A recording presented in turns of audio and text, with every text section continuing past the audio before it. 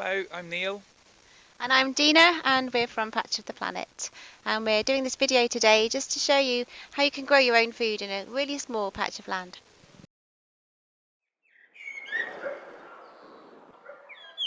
So as things stand, there's plenty of food in the shops, and despite people stockpiling and panic buying, there seems to be plenty around. But it does make sense for people to grow some food, and there's definitely a sense that people would like to grow some more food on their own patches.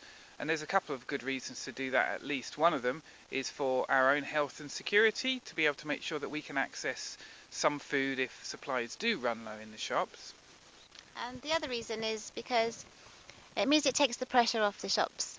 Not everyone has space to grow anything, and some people still have to work. So it just means that people that can grow should really be trying to find that time and space to do it and take the pressure off the system so that there's food enough for everybody. This little patch of land behind us, this is a bit of our front garden. It's about 4 metres by 2 metres. We actually dug it over and we've used some leftover sleepers from a previous job we were working on. We were going to create a really wildlife friendly, low maintenance garden, which we could largely ignore. But actually we've often thought about how we could maybe use this patch of land to grow food. We have grown bits of food in there in the past. We had an apple tree in there and a few wild strawberries and things. But now, given what we're talking about, it seems the perfect time to be able to turn this into a space to grow some food. Front garden's a really fantastic place to grow food actually. It's really easy to access, it's always near the house, and it's often visited as you go in and out, so you can keep an eye on how things are growing, you can keep an eye on weeds and so on. And of course, all over the country, there are front gardens like this that are largely doing nothing. They're a lawn, they're even worse, they're astroturf, or they're covered in shrubs. And many of those are benefiting wildlife to some degree, habitats for birds or some berries and so on, but the vast majority of them have some space at least where you could be growing food. So we've already taken out from this front garden lots of different shrubs. We've put them in some containers and we just plan to move them elsewhere in the garden at the back.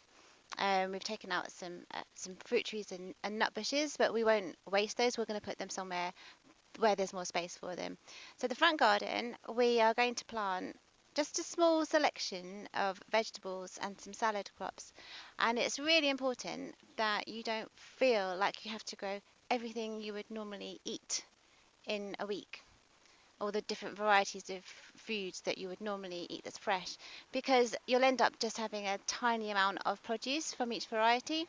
So really think about what it is that you eat quite a lot of, and also what will grow quickly enough for you, and also the conditions that you might have. Like, we're lucky, we're in a really nice sunny south facing site at the front garden, but there are some really good crops that don't mind a bit of shade as well. So there's no need to start using pesticides or other chemicals if you want to get cracking quickly. We don't use anything like that.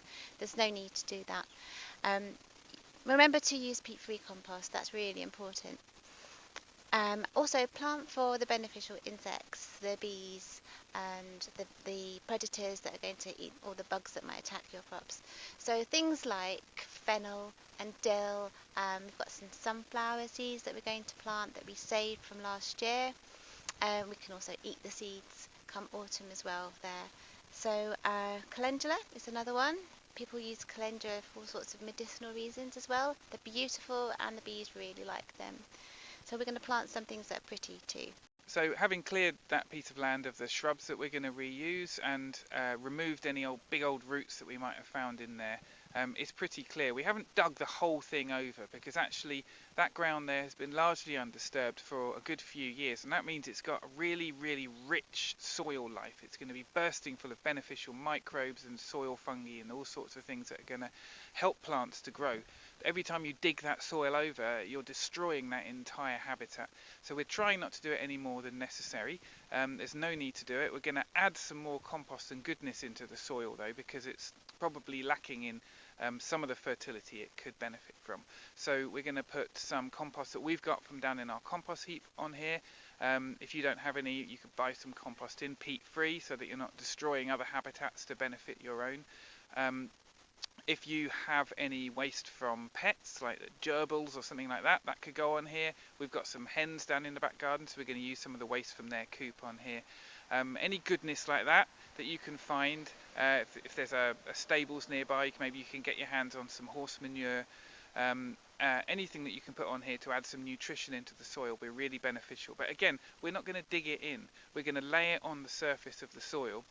We're going to plant what we're going to show you in a little bit. And then the worms and the other microbes that are here are going to take that goodness down into the soil for us. They're going to break it up, they're going to decompose it, and they're going to break it into the soil for us. There's no need for us to dig it into the soil and destroy that fantastic habitat that's already there. So we're going to grow a few different types of crops out in this little patch here. Some of them are going to be ones that will crop relatively quickly, give us something fresh and tasty to eat and a bit of satisfaction. Other ones will take a little bit longer to crop, but they'll give us plentiful amounts of carbohydrates and other good nutrition, and some of them will come later on in the year, which is also really helpful. So the ones we're going to start off with are the ones that are going to crop fairly quickly. So we're going to just grow some salad leaves, some lettuce, some spring onion, and some radish. So what we want to do, as well as growing this food to eat this year, is we want to be able to allow some of these crops to go through and produce their seed, and we can collect that seed and then we can grow that next year, which is something we do anyway. That way we don't have to keep buying seeds. And for that reason, we're not using what's called F1 varieties of seeds, and they'll say that on the label when you find them in the shops, F1, because F1 seeds are not ones that you can store and grow the following year. Some like a more long-term produce, we've got some potatoes. Now it can get a little bit confusing when you've not grown potatoes before, because in the shops you'll see things called first early potatoes, and then you have second early potatoes, and then you have main crop potatoes. Basically all that means is the first ones you harvest first in the year. So this one will be saying you harvest this one in June to July. The second earlies you harvest them a little bit later. That's July to September. And if we still need to be harvesting our own food, if the shops are still struggling to provide for everybody, then September to October will be the main crops that we can harvest then. You can't, in this space behind us, you can't grow all of those in this space. So we're going to choose first earlies, aren't we, in this one, and we're going to put the second earlies and the main crops in the back garden. So that way we're going to have potatoes from June right through to the October, and that'll keep us going. Yep. You can also save those and plant again next year. We've got some beans. Now these are really good. They put nitrogen in the soil, so it keeps the soil really fertile as well. Broad beans, this variety is called Express. We've chosen this one because it's the fastest broad bean variety that you can get. So we'll put a few of those in. They don't need to grow up anything. They're fine to grow on their own. And we can talk to you during the process of growing about pinching them out so they bush up, but we'll talk to you later on about that. And mange too. Kids love these. They just pick them, pop them in the mouth. They do need something to grow up. We're going to find some spare bits of wood just lying around outside, and we'll make something and show you how that works. And then we've got some kale and some onion. The kale we're going to grow partly because it's going to be producing over the winter, so it's a fantastic crop. It will just, even if the deepest snow, it will just sit there with snow on it, and when the snow melts it's still there. It's a fantastic crop to eat over the winter, so we'll definitely grow some of that. And we're going to put probably a few onions in, some red onions. So Dina, tell me why we're growing red onions and red kale. I'm a bit of a science nerd. My background is in science, and I like to have evidence for what I do. And I've got a fantastic book that I would recommend by James Wong, and this is called How to Eat Better. And in this book he evidences various varieties of food, various kinds of food that are fantastically nutrient dense. So eating healthy food, looking at food as a medicine is really important right now. If you're going to grow leafy veg, the most nutrient dense leafy veg you can grow is kale, and if you can get really dark green, dark red varieties, they're absolutely packed with antioxidants.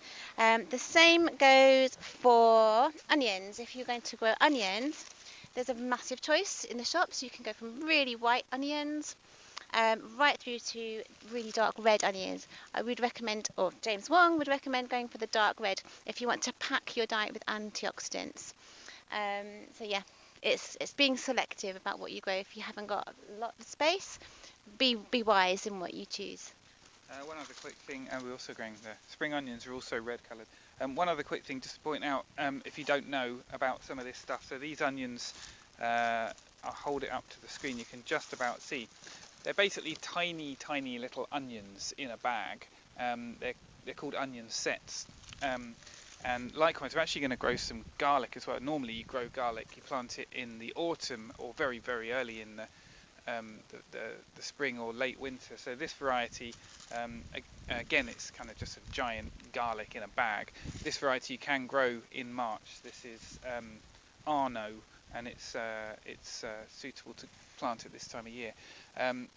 You can grow onions from seed. You can buy seeds in the shops. They're just a lot easier to grow as sets, and you'll get them much more quickly. Garlic as well, you never really grow from seed. You get one bulb of garlic, you break all the cloves, and each clove that you plant will then become a bulb, so you get 10 or 20 times what you plant in the ground.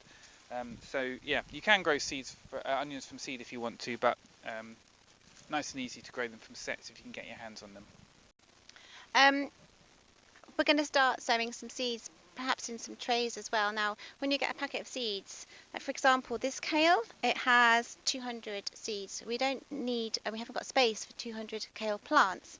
So you're going to have a lot of losses, but you don't actually grow all the seedlings that you tend to germinate. So I've got here a tray of tomato seedlings, and now this was from my very good friend Brandy. Thank you, Brandy.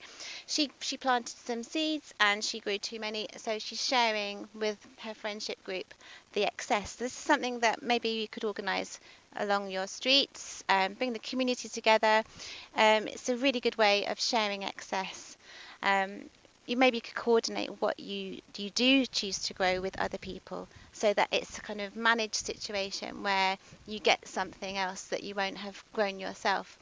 You could take it a step further. You could maybe choose to grow a lot of one particular vegetable, and your neighbour may choose to grow a lot of another particular vegetable, and you can swap later on in the year.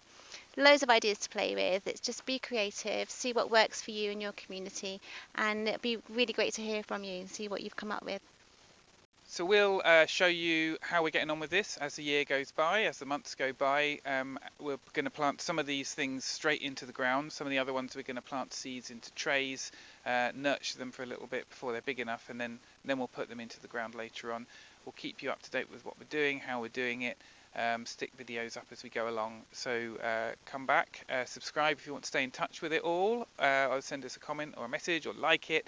Please share it with other people so you can spread some of this information around, and we'll see you soon. Take care.